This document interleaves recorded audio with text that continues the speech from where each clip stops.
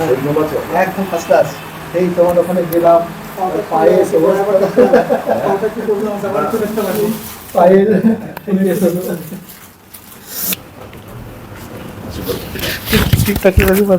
খুব ভালো। নমস্কার দর্শকবৃন্দ, শিবানী এক্সপ্লোরার ইউটিউব চ্যানেলে আপনাদের সবাইকে স্বাগত জানাচ্ছি।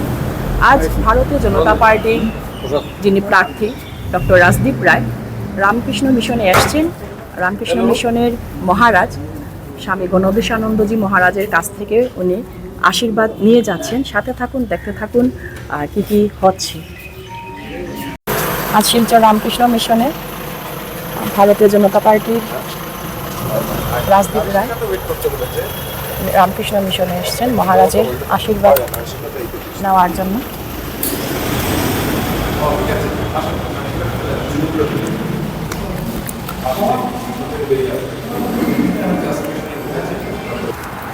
আজকে ঠাকুরের জন্মদিন, বুধবার, তার জন্য আজকে এসছেন। রামকৃষ্ণ মিশনের সম্পাদক স্বামী গণবেশানন্দজি মহারাজের আশীর্বাদ নিতে উনি যাচ্ছেন।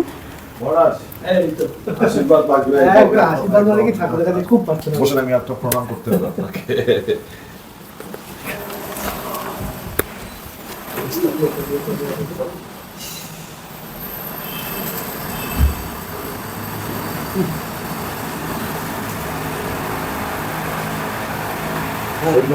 একদম ফার্স্ট ক্লাস। এই তোমার ওখানে গেলাম, পায়ের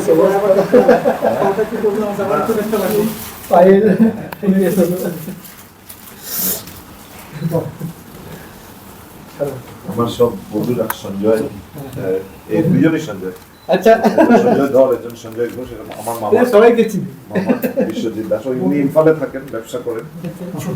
ছোট মামা বিশ্বজিৎ দাস। আর আমার সঙ্গে থাকতে ছিলেন আমার কৃষ্ণ গোপাল রায়চৌধুরী। হ্যালো,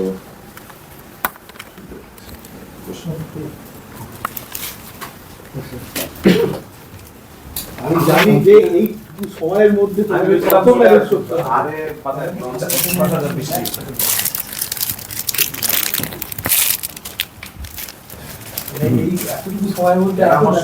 আমার সঙ্গে কাজ করছে এই মিডিয়া টিমে।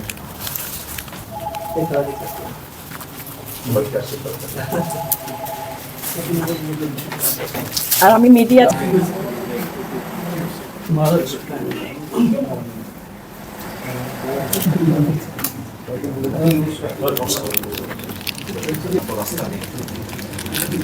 আর ইনিশিয়ালি একটু স্টিফনেস ছিল, জড়তা ছিল, কারণ আমি শিলচরের রাজনীতি থেকে একটু দূরে ছিলাম, ত্রিপুরাতে কাজ করছিলাম বলে।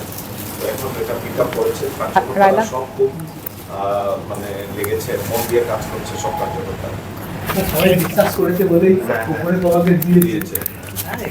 ইয়ে নেই, কি বলে, মানুষের উচ্ছ্বাস খুব। আমি ডেইলি সকালবেলা 4 কিলোমিটার 5 কিলোমিটার হাঁটাহাঁটি করছি সবগুলো ওয়ার্ডে। এখন অবধি প্রায় 6-7টা করে ফেলেছি। প্রায় 30 কিলোমিটারের উপরে আমি হেঁটেছি এই কয়েকদিনে, এবং মোটামুটিভাবে যেরকম লাগছে মানুষের সাপোর্ট পুরো আছে। আর ওরা সবাই কি করে, মানে নিজের এলাকা ছেড়ে অন্য এলাকাতে গিয়ে ক্যাম্পেইনিংয়ে লেগে যায়।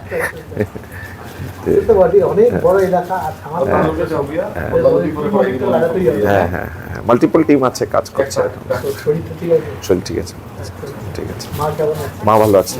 মা বাইরে ছিলেন, মেজো বাইর এখানে ইয়েতে পুনেতে, তো আজকের থেকে মাসখানেক আগে চলে এসছেন। মার ওই একটা থাকে, শীতের সময় বেরিয়ে যান সব ছেলেদের বাড়িতে ঘুরে ঘুরে, আবার শিলচরে আসে। অন্য জায়গায় মন যতটা লাগে অবভিয়াসলি এখানে একটু বেশি ওনার ইয়ে। আপনার পায়ের অসুবিধা নেই না এখন? ঠিক আছে, হাঁটা চলাফেরা করছেন। একটু ফুললে আপনি মধ্যেখানে ইয়ে করে দেবেন, ফুটবাথ করে নেবেন, গরম জলের মধ্যে নুন দিয়ে পাটা চুবিয়ে রেখে দেবেন। আর রাত্রে ঘুমানোর সময় পাটাকে একটু বালিশ টালিশ কিছু একটা দিয়ে পাটাকে এলিভেট করে দেবেন। তো বেদনা দরকার লাগলে একটা লাইট পেইন কিলার কিছু দেওয়া দেয়, প্যারাসিটামল জাতীয়। নাহলে আমার তুই কয়ে আমি হোয়াটসঅ্যাপে দিয়ে দিব তোর। তখন তুমি যা করলে, না না, এ কি করবেই, তুমি কেন করবে না? আমাদের ফুলা আছে, একটু দেখা যাচ্ছে না। আশিস আচ্ছা শোনো, সব জিতে যাবে, সব কিছু হবে সেটা জানি। তাহলে একদিন এসে একটু ভাব যে একদম নিয়ে আসা, পরিবারের যারা থাকবে তাদেরকে নিয়ে আসবে। ঠিক ঠিক আছে, আশীর্বাদ করবেন মহারাজ, আপনাদের আশীর্বাদ ছাড়া কিছু সম্ভব হবে না। ঠিক আছে মহারাজ।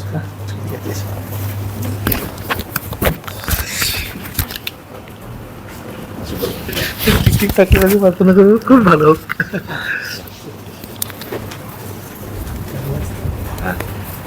আসছি মা।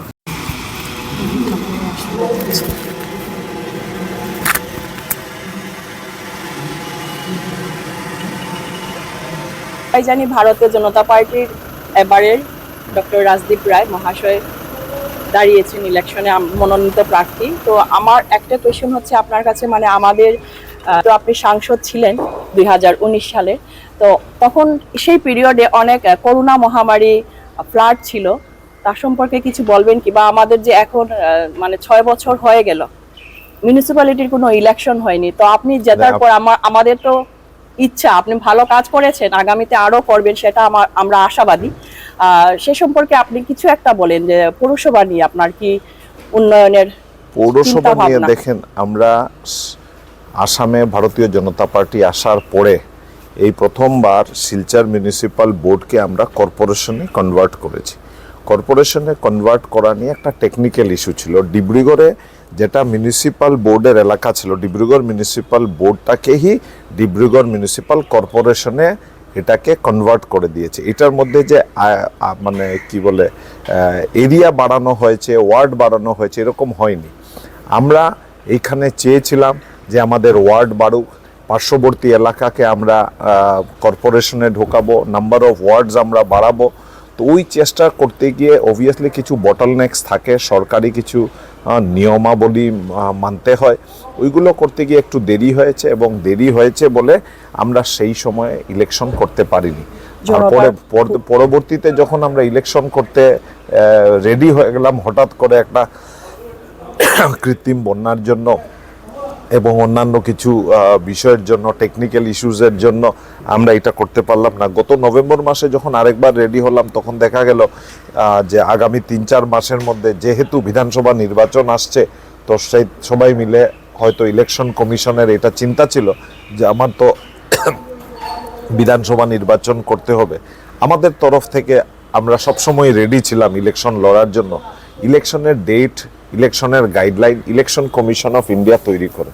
তো আমি মনে করি এটা সরকারের সঙ্গে কথা বলে হয়তো বিধানসভা নির্বাচন ছিল বলে এটা পিছিয়ে গেছে।